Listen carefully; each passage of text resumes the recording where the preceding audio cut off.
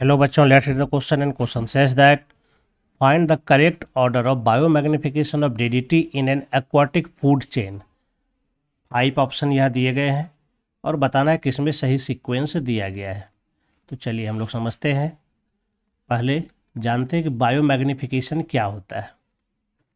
Biomagnification इसका मतलब होता है कि अगर कोई फूड चेन है, ठीक है, किसी भी फूड चेन में जो उसका सक्सेसिव ट्रॉफिक लेवल होता है उसमें डीडीटी या फिर अदर नॉन बायोडिग्रेडेबल पॉल्यूटेंट्स या पेस्टिसाइड्स या हैवी मेटल्स, है ना, ये क्या होता है, इंक्रीजिंग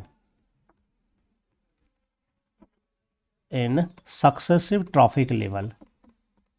जो उसका ट्रॉफिक लेवल होता है सक्सेसिव में, उसमें जैसे जैसे हम हायर ट्रॉफिक लेवल की ओर बढ़ेंगे वैसे वैसे डीडीटी का अमाउंट बढ़ता चला जाता है। इसी को हम लोग कहते हैं बायोमैग्निफिकेशन।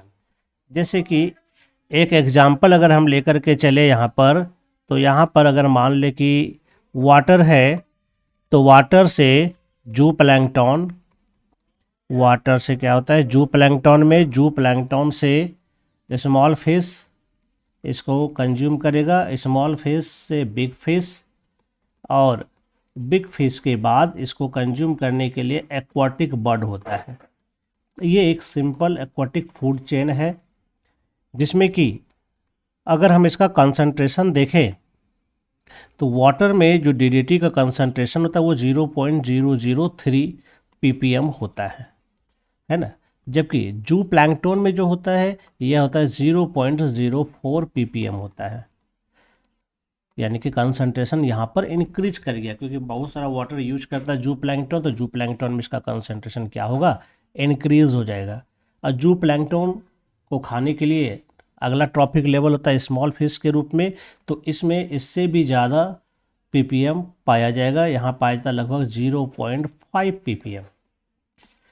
और स्मॉल फिश को खाने के लिए बिग फिश होता है अगले ट्रॉफिक लेवल के रूप में, और इसमें जो होता है 2 ppm यहाँ पर इसमें पाया जाता है।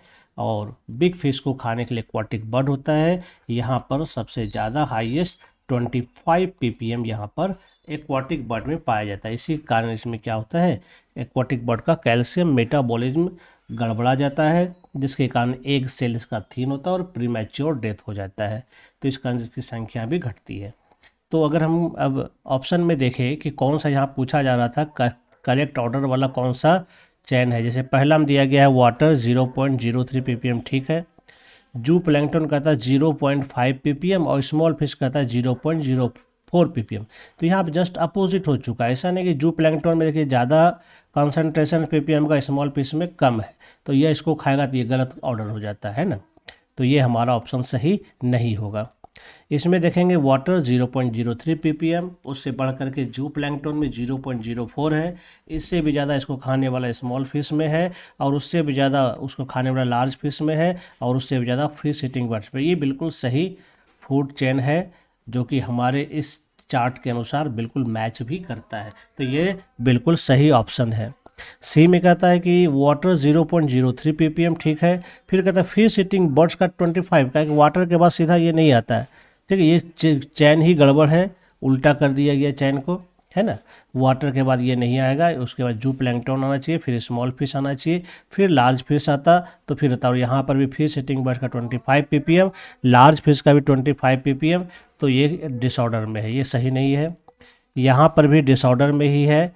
ये वाटर से स्मॉल फिश चल सकता है, लेकिन यहाँ जू प्लैंकटन फिर बाद में आ जाता है। ऐसा नहीं कि जू प्लैंकटन स्मॉल फिश को खाता है ना। तो ये यहाँ पर ये डिसऑर्डर में है।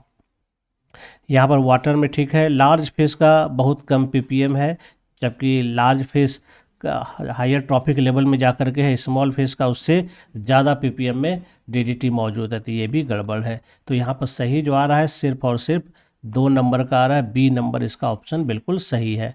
I hope you understand it well and best of luck. Thank you.